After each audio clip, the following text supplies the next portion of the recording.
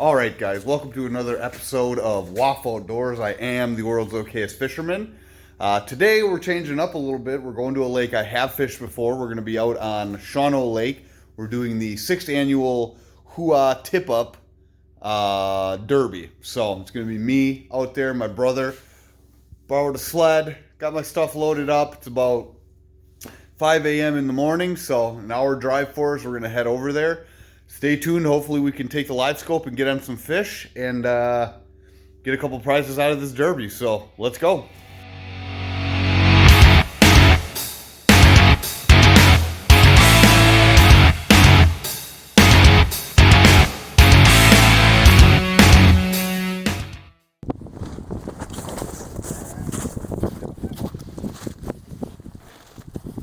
All right, so update from Shawano. We're out here. We just found a school of crappie, and they're not really moving too fast, but they are moving. They're actually heading back towards you now. So we're just trying to stay in front of them and get on them. Of course, I set the camera up, and the school moves away.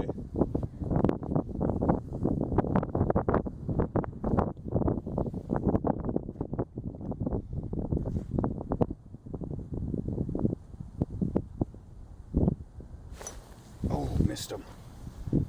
Probably lost my minnow head on that one. Oh, they're still coming for it. There we go. Oh, that's a better one.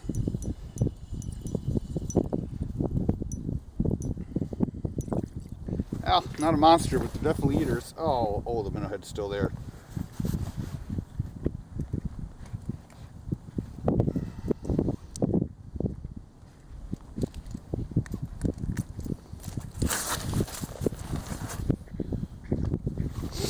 We're out here fishing the 6th annual Hooah tip-up event. Operation Tip-Up, that's what it's called.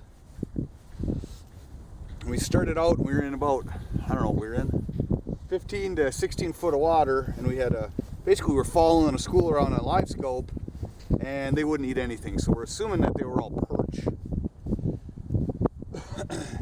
And I mean, they would literally come up, look at our bait, and then swim away.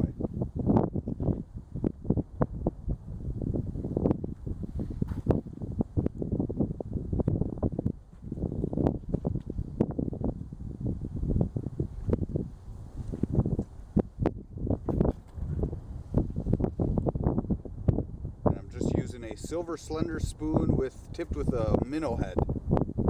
I'm catching the backside of a school, but they're really not moving anywhere. They're just kind of sitting right underneath us. There we go. Oh, that also feels like a good one.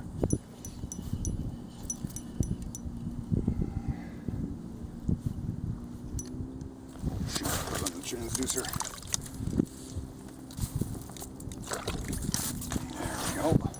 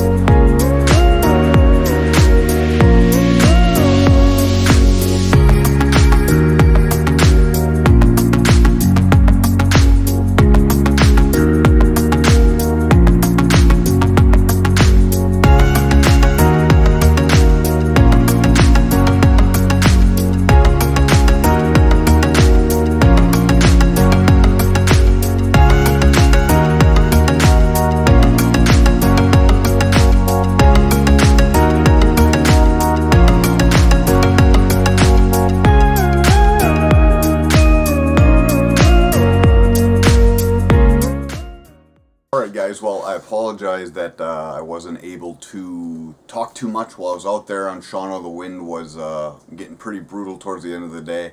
We were hole hopping a lot, obviously with these crappie. They were suspended in that 27 to 30 foot range of water. On the Livescope, as you saw at the end of the video there, they're anywhere from 20 to 30 feet. The school it was a huge school, so it was awesome to see that. The ice conditions on Shawano, you know, we were out there, this is yesterday now, or 2 days ago, I'm sorry. The conditions were brutal. The ice, you know, wasn't less really than 9 inches anywhere, but there was at least 2 to 4 inches of a slush layer on the water. We're projected for some cold weather coming up, so I'm sure that'll kind of just turn into a crust layer over the top, and it'll be all right. So, because of the wind, though, I didn't get to go over much of what I was using at the time. Plus, like I said, when we're hole hopping, I'm just trying to keep the camera up. So, again, I apologize kind of for the sporadic filming as we were going. I was trying to get it, but again, this was the 6th annual Operation Tip Up put on by Hooah on Shawano Lake. I'd urge you next year to get out there, check it out. It supports veterans, so it's a really cool cause. Plus, it's just a fun tournament, and there's definitely obviously fish to be caught out on Shawano. So, but what I was using 2 things. So what we were finding with this school is they were moving in about a 100-yard radius circle from where we were finding them, and they would, like I said, they would just keep moving. So every time they would kind of swim away, you'd almost have to find them, get on top of them, drill a new hole, and then you'd have to fire the school up again. So they would kind of quit eating. So once I fired the school up, what I was using was this slender spoon right here, right? And this is a kind of a medium-sized slender spoon. It had the red eye on it. Not sure if they really cared too much about that or not, but what was nice is when it drops, it has that flutter motion. And then I was tipping it with a pretty big minnow head on there, and the advantage of that was that the bigger fish would go for the minnow head. The smaller fish, you'd catch them every once in a while, but it was actually nicer to kind of get away from the smaller ones. You definitely could see that we were pulling out some 6 to 7 inchers, but the majority of these fish that we pulled out and were keeping, at least on this lure, were anywhere between the 8 and 10 inch range. I was working it on a custom rod that I made myself. It's a tip of a St. Croix rod that I had, and I believe this to be kind of a medium, maybe even could be right between a medium light, and then a custom handle on a Shields reel. So this setup worked out real well. It was gentle enough to be able to see the bite. The only thing is when you drop it on them and they would come up to eat it and they would be hitting it as it fell, you just have to watch for the slack line. So your line would go from tight as it drops, and then it would just start slacking up almost like you hit the bottom, and that's when you had to set the hook on them. And I probably missed a few fish that way with this rod, just because I think there was times I wouldn't notice that. But that was once the school was fired up. I was using this slender spoon.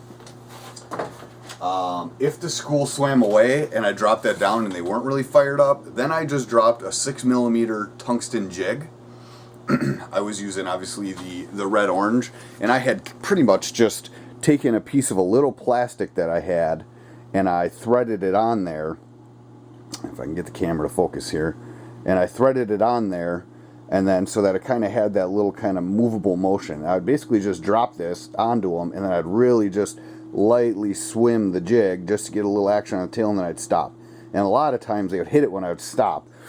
This rod was a little better because this is a light, and I could see, or I'm sorry, a medium, and I could see with this line when it would slack up and when to set the hook. So this is the lure I would use to fire up the school when they'd stop biting. And basically this would catch me the small ones, but what I assume was happening is that the bigger ones were kind of just on the fence if they wanted to eat or not, and once we got the little ones going and eating, then I could drop down that slender spoon, and the big ones would start to keep their eye open for something to eat. So it was great that way.